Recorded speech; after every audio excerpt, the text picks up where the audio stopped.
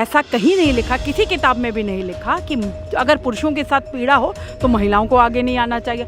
जब भी महिलाओं के साथ कुछ गलत हुआ हमेशा पुरुष आगे आए हैं, हमेशा। मर्द को दर्द होता है, मर्द सबसे पहले बता दूं कि बहुत इमोशनल होता है। पुरुष इतना इमोशनल होता है और बहुत सारे प्रेशर में काम कर रहा होता है। उसके ऊपर माँ बाप का प्रेशर, फैमिली का प्रेशर, बहन का प्रेशर, भाई का प्रेशर, पत्नी का, गर्लफ्रेंड का, बॉस का, सोसाइटी का, फ्रेंड्स का, इतने प्रेशर में वो काम करता है। बेचारा अगर अपनी व्यथा कहना भी चाहे तो कोई सुनता नहीं, अट्टहास मजाक बना के रखा हुआ है उसको बोलने नहीं देते। मर्द हो तुम चुप रहो। उसके संघर्षों की हम बात नहीं करते, महिलाओं के संघर्षों को हम बहुत बढ़ा चढ़ा के बात करते हैं। जिस तरह से महिला सशक्तिकरण के नाम पे महिलाओं को सशक्त किया जा रहा है, हम पुरुषों को उतना ही दबाया जा रहा है। और पुलिस स्टेशन में, मुंडका पुलिस स्टेशन की बात है ये, तो वहाँ पे क्या किया, खड़ा हो जा और ऊपर से मेरे को मतलब चाटे मतलब बरसा दिए। जितना वो मार सकते थे ना उतने, आंखों में अंधेरी आ गई। तो बोले कि मुर्गा बनना पड़ेगा। मैंने मना किया तो उसने क्या किया, अपनी बेल्ट निकाल ली, पट्टा, और मेरे हाथ ऐसे करवा दिए और वो मारने लगे। वहाँ पे हाथों में मतलब नील पड़ गई, वो हो गया। अब ये सब होने के बाद लड़की मेरे पास आई, बोली मेरी माँ ने 10,000 रुपये फूके थे इसी काम के लिए, तेरा ये हाल देखने के लिए। और ये मतलब सब प्रताड़ित करने के बाद वो मेरे को वहाँ पे लोकम में बंद करवा के चली गई। मैम, जिस तरीके से आज यहाँ पे लोग जमा हुए हैं पुरुषों की राइट्स के लिए, आप भी यहाँ पे शामिल हुई है। कई बार जब पुरुषों की राइट्स की बात उठाई जाती है तो कई लोग बोलते थे कि पुरुषों का राइट्स उठाना यानी कहीं ना कहीं एंटी वुमन देख लेते हैं, उनको वुमन से अगेंस्ट देख लिया जाता है। क्या कहना चाहेंगे सबसे? मैं एक महिला हूँ, आपको दिख ही रहा होगा, और मैं यहाँ पर आज नहीं कई सालों से आ गई हूँ और मोर देन अ डेकेड हो गया है मुझे, इस 12-13 साल हो गए इस पे आवाज़ उठाते हो। और मैं पुरुष आयोग NGO की प्रेसिडेंट हूँ, तो मैं अक्सर मेन की बात ही करती हूँ। और मेन की बात करना, ऐसा कहीं नहीं लिखा, किसी किताब में भी नहीं लिखा कि अगर पुरुषों के साथ पीड़ा हो तो महिलाओं को आगे नहीं आना चाहिए। जब भी महिलाओं के साथ कुछ गलत हुआ हमेशा पुरुष आगे आए हैं, हमेशा। निर्भया जब कांड हुआ था तब 80% पुरुषों ने उस कैंडल मार्च में हिस्सा लिया था। तो आज जब अतुल सुभाष जैसे लड़के मर रहे हैं तो हम ज़्यादा संख्या में महिलाओं को आगे आना चाहिए, उस पीड़ा को समझना चाहिए। और हम महिलाएं हमेशा इक्वालिटी की बात करते हैं। मैं पिछले 5 सालों से कॉन्स्टिट्यूशन क्लब में पुरुष दिवस मना रही हूँ और हर बार सभी फेमिनिस्ट को इनवाइट करती हूँ, लेकिन एक भी नहीं आती है। और ये वही हैं जो कि इक्वालिटी का डंका बजाते हैं, लेकिन एक भी नहीं आती। मैं पुरुष दिवस हर साल इसलिए मनाती हूँ क्योंकि समानता की बात हम करते हैं। अगर महिला दिवस 2-2 महीने मनाया जाए और मुझे इनवाइट किया जाए तो पुरुष दिवस क्यों ना मनाया जाए। और जब मैं पुरुष दिवस मनाती हूँ तो वहाँ मंत्रियों को भी ईमेल्स भेजती हूँ, उनको भी अवगत कराती हूँ कि हम पुरुष दिवस मना रहे हैं, बड़े हर्षोल्लास के साथ मना रहे हैं। और हर पटल पे जा कर के, चाहे वो दूरदर्शन हो या दूसरे पटल पे जहाँ महिला दिवस मनाया जाता है, वहाँ मुझे बुलाया जाता है। तो मैं उनसे ये सवाल करती हूँ कि जब पुरुष दिवस मनाया जाता है तब आपको ईमेल भी भेजती हूँ और तब भी नहीं आते। और ये कैबिनेट मिनिस्टर से सवाल करती हूँ। जब UCC बन रहा था तो मैंने कैबिनेट मिनिस्टर से सवाल किया था कि पत्नियों के लिए तो सारे कानून हैं इस देश में, क्या पत्नियों के लिए कोई कानून है?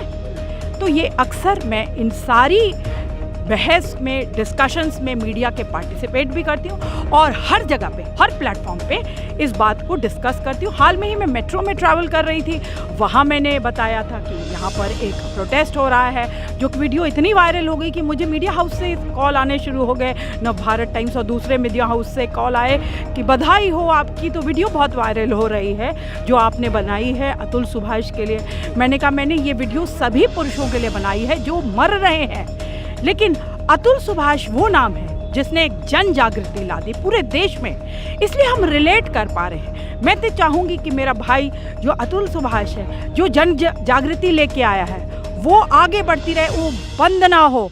और जब तक पुरुष आयोग नहीं बन जाता तब तक हम चुप नहीं बैठेंगे, आखिरी सांस तक लड़ते रहेंगे और इन सब भाइयों को न्याय दिलाते रहेंगे। अच्छा मैम, लेकिन जब भी बात होती है पुरुषों की बात होती है, पुरुष जब भी अपने मन के भावनाओं को बताने की कोशिश करता है, बात बोली कि तुम पुरुष हो, मर्द तो कभी दर्द नहीं होता, ऐसे कई तरीके की बातें चलती है समाज में। क्या कहना चाहेंगे? इसको जो एक मानसिकता बनी हुई है कि पुरुषों को तो कोई दर्द नहीं होता, कोई बात नहीं, पुरुष रोते नहीं है, क्या कहना चाहेंगे? बिल्कुल इसी पर्सपेक्टिव को बदलने की हम कोशिश कर रहे हैं। मर्द को दर्द होता है, मर्द सबसे पहले बता दूं कि बहुत इमोशनल होता है। पुरुष इतना इमोशनल होता है और बहुत सारे प्रेशर में काम कर रहा होता है। उसके ऊपर माँ बाप का प्रेशर, फैमिली का प्रेशर, बहन का प्रेशर, भाई का प्रेशर, पत्नी का, गर्लफ्रेंड का, बॉस का, सोसाइटी का, फ्रेंड्स का, इतने प्रेशर में वो काम करता है बेचारा। अगर अपनी व्यथा कहना भी चाहे तो कोई सुनता नहीं, अट्टहास मजाक बना के रखा हुआ है उसका, उसको बोलने नहीं देते। मर्द हो तुम चुप रहो। उसके संघर्षों की हम बात नहीं करते, महिलाओं के संघर्षों को हम बहुत बढ़ा चढ़ा के बात करते हैं। पुरुष मर भी जाता है, पूरी एक वीडियो बनाता है फेसबुक पे, उसको लाइव मरना दिखाता है, तब भी हमारी संवेदनाएं उसके साथ नहीं होती। इसी को बदलने की, इसी नरेटिव को बदलने की कोशिश की जा रही है कि हाँ, पुरुषों के मन में भी दर्द है, पीड़ा है। स्पीक अप मैन, बोलिए, अपनी व्यथा को बताइए। समय आ गया है, अब बहुत हुआ अत्याचार आपके साथ, अब खुल के बात करिए और हम आपके साथ हैं और इस लड़ाई में आखिरी दम तक साथ रहेंगे। हमारा कानून है वो बोलता है इक्वलिटी है सबके लिए, आर्टिकल 46 कहता है, पर आपने स्पेसिफिक लिखा है इक्वलिटी फॉर मैन, तो क्या मैन को इक्वलिटी नहीं मिल पा रही? नहीं, ये बात बिल्कुल सच है। आज के टाइम में जिस तरह से महिला सशक्तिकरण के नाम पे महिलाओं को सशक्त किया जा रहा है, हम पुरुषों को उतना ही दबाया जा रहा है। अभी वर्बली मैं बोलता हूँ, जैसे क्या नाम है, मेरे पे 498 का एक FIR दर्ज हुई। हाँ, तो मेरी वाइफ ने क्या किया, उसमें IO ने एक रिपोर्ट तलब की। मेरी मोम जो कि 2020 में कोरोना के टाइम पे एक्सपायर हो गई थी, उस रिपोर्ट में IO ने क्या लिख रखा है, जो कि स्टेटमेंट है लड़की के, कि मेरे को मेरी सास ने प्रताड़ित किया, और शादी कब हुई थी? 2022 में। हाँ, तो जो मेरी मदर 2020 में एक्सपायर हो गई थी, वो प्रताड़ित करके जाएगी? मरा हुआ एक आदमी वो प्रताड़ित करके जा सकता है? तो ये मतलब कहाँ का मतलब एक कितना भेदभाव किया जा रहा है। उसके वर्बली जो वो बोल देती है उसको एक्सेप्ट कर लिया जाता है और उसको लिख दिया जाता है, ठीक है, और थोप दिया जाता है आदमी पे। तो ये बताइए कि क्या उस IO को पहले एक बार ये सोचना नहीं चाहिए था कि जो एक्सपायर ही जो आदमी 2020 में हो गया, शादी के बाद में 2 साल बाद में कैसे वो वहाँ पे आके प्रताड़ित कर सकता है? महिलाओं की कंप्लेन को आंख बंद करके दर्ज कर लिया जाता है, जो भी बोल जाता है सही मान लिया जाता है। और ऊपर से उसमें मेरी सिस्टर और मेरी जीजा का नाम है। और जिस टाइम पे ये सब कुछ वाक़या हुआ, मेरी शादी सिर्फ 2 महीने टिकी थी। 2 महीने में उन्होंने मेरी शादी.com से हुई थी, तो उन्होंने काफ़ी कुछ छुपाया था। शादी के बाद से झगड़े स्टार्ट होने लगे थे। वो बोली कि मेरे घर नाम करा दो, तो मैंने बोला कि ये घर तो नाम नहीं हो सकता, पापा के नाम पे है। तो बोले कि मेरे पापा ने तो ये शादी ही घर देख के की थी, घर तो नाम करना ही पड़ेगा। तो मैंने मना किया, तो उसने मेरे पापा पे फॉल्स एलिगेशन लगा दिए। बोली कि मतलब मैं इतना परेशान हो गया था ये बातें सुन के। मैं उसको एक फ्लैट में लेके गया कि भाई यहाँ पे मेरे पापा की मतलब इतनी बेइज्जती कर दी है, अब मैं कैसे इसको मैं लड़ भी नहीं सकता था, और रोज़ कलेश होता था। मैं शादी बचाने के उसमें था, प्रयास में मैं उसको लेके गया अलग से फ्लैट में। वहाँ पे उसने क्या किया, बिना बात के वो गाली गलौज तो करती थी, माँ बहन की गालियाँ वगैरह देना, और मेरे को ना रूम में लॉक कर दिया। और मतलब क्या बोली कि क्या नाम है, वो लड़ाई झगड़ा करने लग गई। उसके बाद उसने क्या किया, सिर अपना ना दीवार पे देके मार दिया, और मेरे को लॉक कर दिया बाहर से, और वो चली गई। अब मैंने काफ़ी देर तक वो जैसे गेट नॉक किया, अब उसके बाद किसी ने वो गेट खोला। अब उससे पूछा मैंने, तो वो बोले कि भाई वो तो है ना पुलिस स्टेशन चली गई। पुलिस स्टेशन पे चली जाने के बाद मैंने 112 मतलब जो पुलिस वालों का नंबर है फ़ोन किया कि मेरी वाइफ नहीं मिल रही है। बोले कि है ना परेशान मत हो, आप जॉब पे जाओ, हम ढूंढ लेंगे। थोड़ी देर बाद उनका फ़ोन आता है कि है ना आप एक काम करो, पुलिस स्टेशन पे आ जाओ, यहाँ पेमेंट का पुलिस स्टेशन है, वहाँ पे आ जाओ, IO से मिलो। IO से मिला वहाँ मैं जाके, और पुलिस स्टेशन में मुंड का पुलिस स्टेशन की बात है ये। तो वहाँ पे क्या किया, मेरे को IO ने बोला कि है ना एक जो सिविल ड्रेस में था एक पर्सन, उसको बोली कि है ना इसको वहाँ पे कोई आइसोलेटेड रूम था, वहाँ पे ले जाके बैठा दिया। अब एक दूसरा बंदा आया, वो भी सिविल ड्रेस में था, बोला कि प्रदीप कौन है, मैंने अपना नाम लिया। उसने आते ही क्या किया कि ना क्या नाम है, खड़ा हो जा, और ऊपर से मेरे को मतलब चाटे मतलब बरसा दिए, जितना वो मार सकते थे ना उतने। आंखों में अंधेरी आ गई।